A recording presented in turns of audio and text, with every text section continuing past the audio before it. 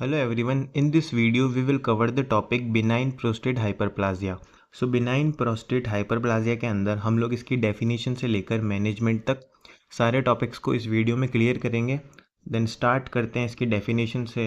benign prostate hyperplasia is the enlargement of prostate gland, यानी कि इस जो टर्म है ना, इसका मतलब है जो प्रोस्टेट ग्लैंड है उसके enlargement को हम लोग बोलते हैं benign prostate hyperplasia। अब बात करते हैं प्रोस्टेट ग्लैंड की। द प्रोस्टेट ग्लैंड इनलार्ज, जो प्रोस्टेट ग्लैंड होता है वो इनलार्ज हो जाता है एक्सटेंडिंग अपवर्ड्स, और बाहर की तरफ एक्सटेंड हो जाता है इनटू ब्लेडर, ब्लेडर के अंदर, and obstruct the outflow of urine, और जो यूरिन है उसके आउटफ्लो को रोकता है। Prostate gland is a part of male reproductive system. अगर हम लोग बात करें प्रोस्टेट ग्लैंड क्या होता है, तो वो एक पार्ट होता है मेल रिप्रोडक्टिव सिस्टम का दैट कंटेन्स एंजाइम्स, जो कि कुछ एंजाइम्स को कंटेन करता है, and hormones that help sperm cells function and thin sperm, जो कि जो स्पर्म सेल्स होती है ना उनके फंक्शन में हेल्प करता है और स्पर्म को थिन रखता है। तो ये काम होता है प्रोस्टेट ग्लैंड से सीक्रेट होने वाले एंजाइम्स का। अगर हम लोग इसको एक डायग्राम से समझें तो यहाँ पर आपको दिख रहा होगा ये जो प्रोस्टेट ग्लैंड होता है ये नॉर्मली कैसा होता है, और इनलार्जमेंट के बाद इसके अंदर क्या चेंजेस देखने को मिलते हैं। इस कंडीशन की वजह से जो यूरिन है उसके आउटफ्लो में प्रॉब्लम आने लगती है। अब हम लोग बात करेंगे कॉजेज़ की। क्या क्या कॉजेज़ होते हैं या फिर क्या क्या रीजंस होते हैं जिनकी वजह से ये किसी इंडिविजुअल के अंदर अकर होता है।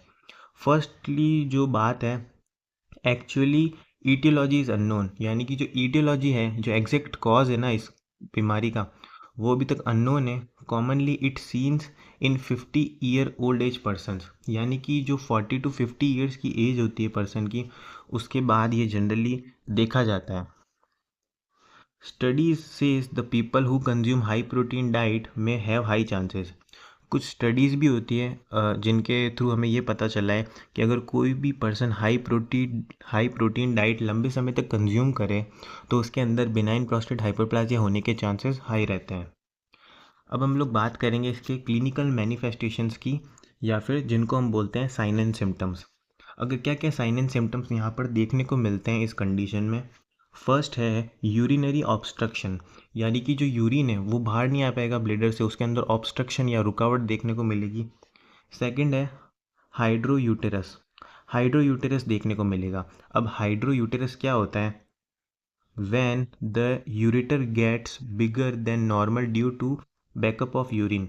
जैसा कि हमें पता है यूरिनरी ऑब्स्ट्रक्शन होगा तो यूरिन बाहर नहीं होगा, बाहर नहीं जा पाएगा, पास आउट नहीं होगा ब्लेडर से, तो अंदर जो है प्रेशर वो ज़्यादा देखने को मिलेगा, और जो यूरिन है उसका बैक फ्लो देखने को मिलेगा, तो यूरेटर जो है ना उसकी साइज़ इंक्रीज़ हो जाएगी, उसे हम लोग बोलते हैं हाइड्रो यूरेटस।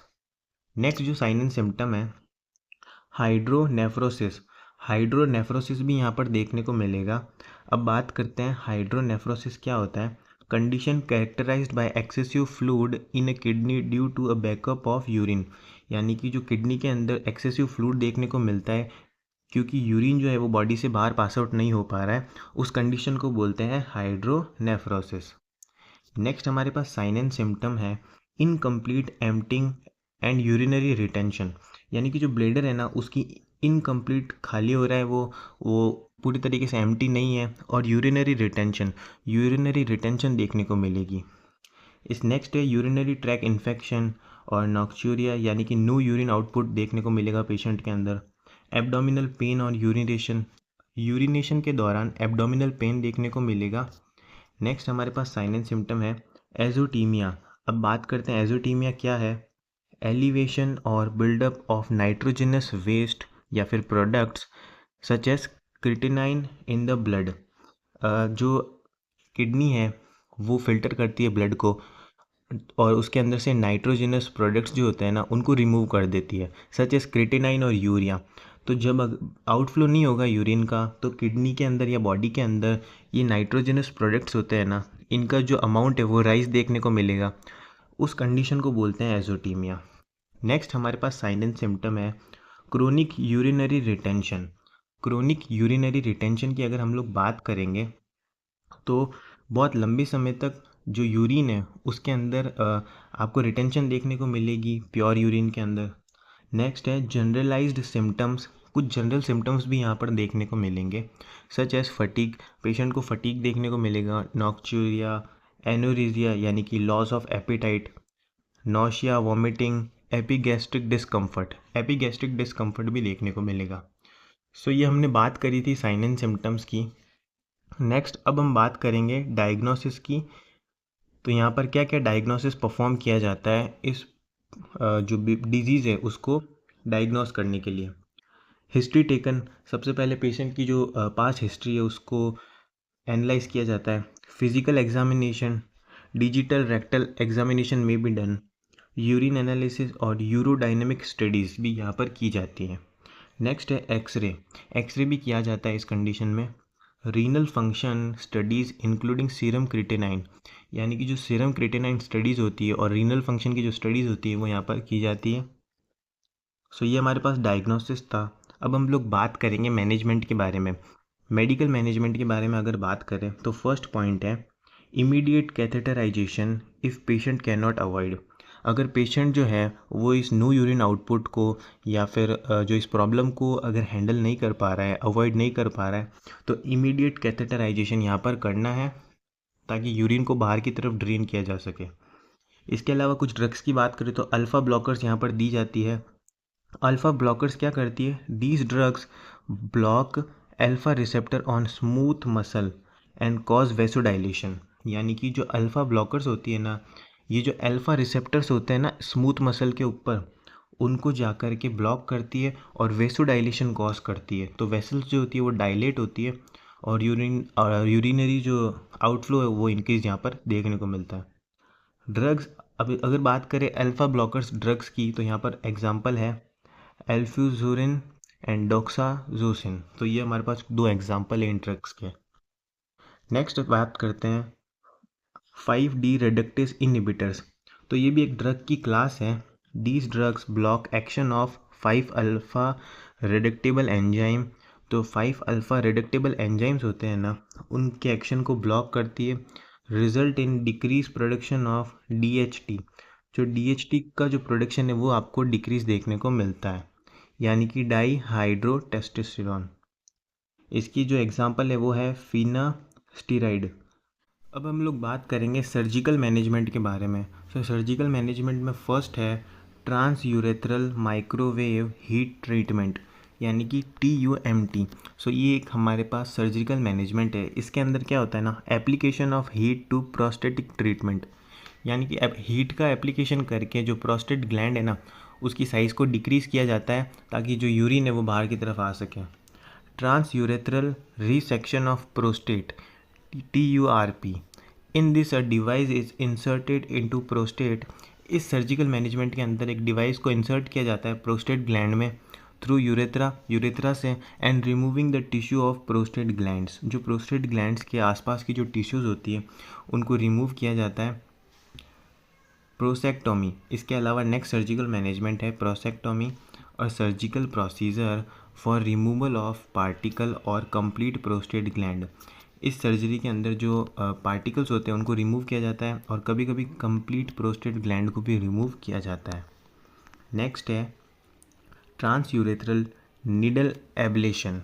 सो ये एक सर्जरी है। In this small instrument is inserted in urethra to destroy the tissues को डेस्ट्रॉय करने के लिए यहाँ पर एक निडल या फिर एक इंस्ट्रूमेंट जो होता है उसे इंसर्ट की जाती है यूरेथ्रा में by low level of radio frequency energy. और low level of radio frequency energy का इस्तेमाल करके जो प्रोस्टेट ग्लैंड है उसके एक्स्ट्रा पार्ट को हटाया जाता है। सो ये हमारे पास सर्जिकल मैनेजमेंट था। अब हम लोग बात करेंगे pre and post operative nursing care after prostate surgery, यानी कि जो प्री और पोस्ट ऑपरेटिव नर्सिंग केयर होती है ना, यहाँ पर नर्स का यहाँ पर क्या रोल रहता है जब प्रोस्टेट ग्लैंड से रिलेटेड कोई सर्जरी होती है। फर्स्ट बात करते हैं प्री ऑपरेटिव नर्सिंग केयर, यानी कि ऑपरेशन से पहले नर्स के क्या क्या इंपॉर्टेंट रोल रहते हैं। Reduce anxiety and facilitate communication. जो पेशेंट है, जो सर्जरी से रिलेटेड एंजाइटी है उसके अंदर, उसे रिड्यूस करना है और जो कम्युनिकेशन है उसको बढ़ाना है पेशेंट के through. Bed rest must be insured. Patient को बेड रेस्ट प्रोवाइड करना है। एनाल्जिक्स टू बी एडमिनिस्टर्ड। जो भी एनाल्जिक्स है उनको एडमिनिस्टर करना है पेशेंट को।